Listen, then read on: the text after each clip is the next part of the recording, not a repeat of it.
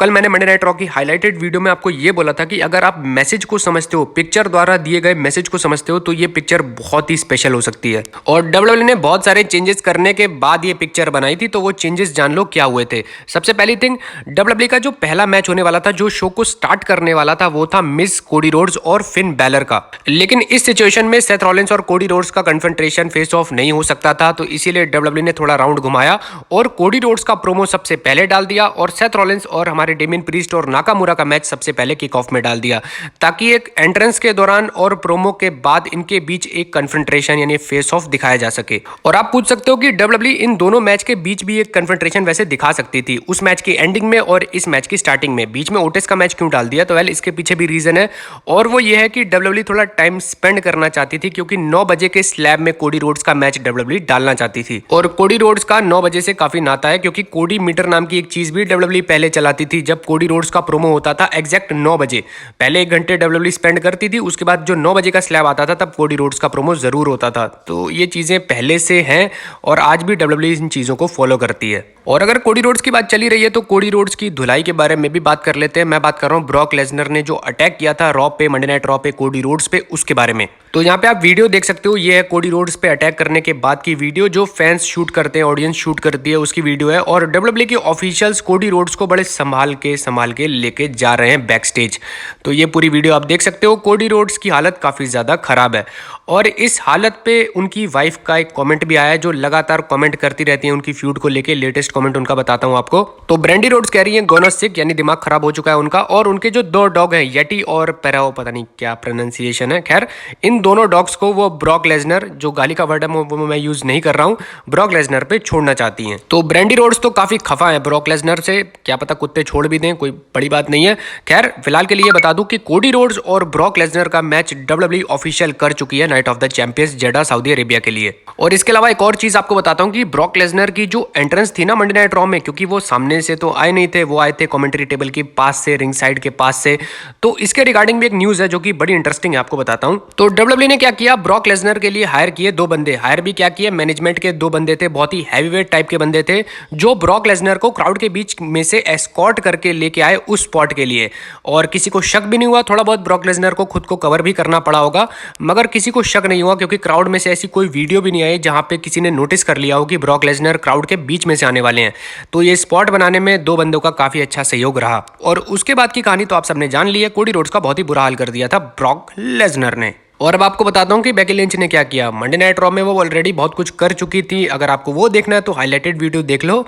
लेकिन बैकस्टेज जाने के बाद बेकी लिंच ने पकड़ लिया उस प्रोड्यूसर को जिसने फेक म्यूजिक प्ले किया था उनका। तो आप स्क्रीन पे देखो वीडियो, बेकी लिंच जाती है बैकस्टेज वहां उस प्रोड्यूसर के पास जिसने वो जो फेक म्यूजिक उनका प्ले किया था, ट्रिश स्ट्रेटस की मदद से या फिर ट्रिश स्ट्रेटस की हेल्प कर रहा था वो प्रोड्यूसर, जिसे पकड़ लेती है बेकी लिंच। पहले तो वो प्रोड्यूसर माफी मांग रहा था, पर बेकी लिंच कहां मानने वाली थी, और उन्होंने एक जबरदस्त पंच मारा उस प्रोड्यूसर को और प्रोड्यूसर गया फेल। और बेकी लिंच का तो फिर जलवा ही अलग है, रिएक्शन ही अलग आता है फिर। तो इस फ्यूड में डब्ल्यूडब्ल्यूई काफी ज्यादा टाइम दे रही है, काफी ज्यादा एक्सपोजर दे रही है दोनों ही सुपरस्टार को। ट्रिश स्ट्रेटस ने तो मिसिंग के पोस्टर भी लगा दिए थे बेकी लिंच के न्यूयॉर्क सिटी में, तो काफी कुछ टाइम मिल रहा है इस फ्यूड को। लेकिन क्या इनका match Night of the Champions Saudi Arabia Jeddah में होगा?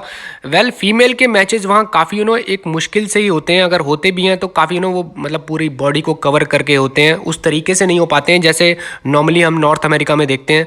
तो ये चीज़ें काफ़ी ज़्यादा इम्पैक्ट करती हैं। क्या इनका match Night of the champions में होगा या फिर नहीं, आप अपने थॉट्स नीचे कमेंट सेक्शन में बता सकते हो। तो अब बात करते हैं रॉ में हुए एक बैकस्टेज सेगमेंट के बारे में, जो आने वाले टाइम में बहुत ही ज़्यादा एक बड़ी थिंग बनने वाला है।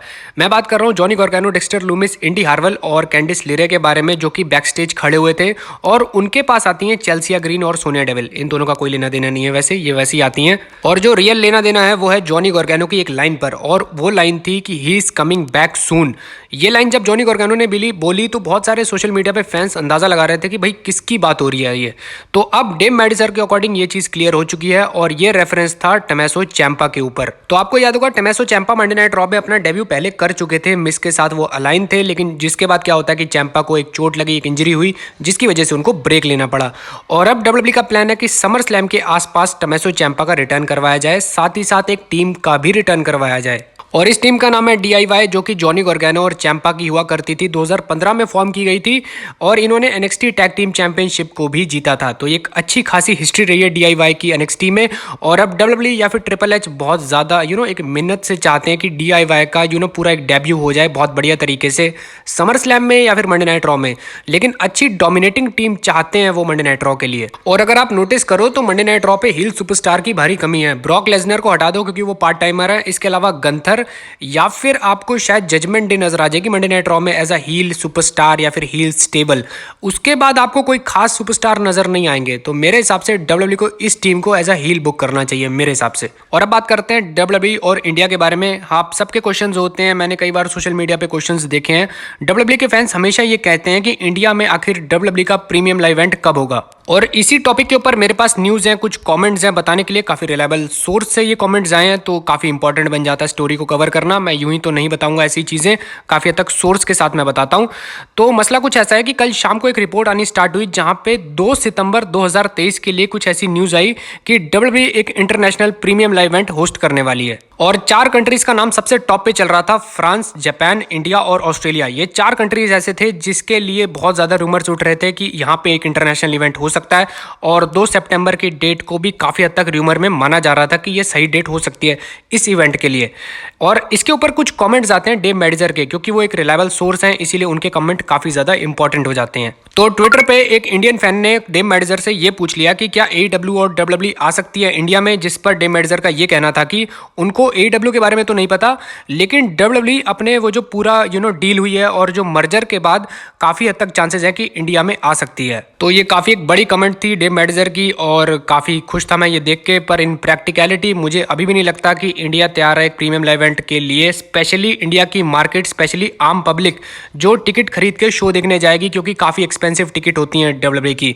और 1 लाख का क्राउड क्रिकेट के हिसाब से तो भर सकता है, पर WWE के शो के हिसाब से थोड़ा मुश्किल काम है। लेकिन WWE के पास इसका सोल्यूशन भी है जो डेव मेडजर ने बताया, और वो ये था कि स्पॉन्सरशिप। जैसा क्रिकेट में होता है bat, ball, T-shirts, trousers, even boundary, हर जगह आपको स्पॉन्सर नजर आएंगे। सेम केस WWE भी कर सकती है, जिससे वो अपनी जो टिकट के प्राइस है उसको कम कर सकती है। तो ये एक बढ़िया ऑप्शन हो सकता है WWE के लिए टिकट के प्राइस को कम करने के लिए और क्राउड ज़्यादा से ज़्यादा स्टेडियम तक लाने के लिए। तो ये है मेन सोल्यूशन। WWE को काफ़ी ज़्यादा स्पॉन्सरशिप लेनी पड़ेगी। और डेव मेडजर का और मेरा पर्सनल ओपिनियन सेम है कि ये मामला इस तरीके से हल हो सकता है। तो ये था पूरा ओवरऑल मेरा डिस्कशन। इसको लेके आपके क्या थॉट्स हैं मुझे कमेंट सेक्शन में आप बता सकते हो। तो इसी नोट के साथ करते हैं वीडियो को समाप्त। ये थी मेरी आज की वीडियो। प्लीज़ चैनल को सब्सक्राइब कर दो, लाइक कर दो और कर दो शेयर।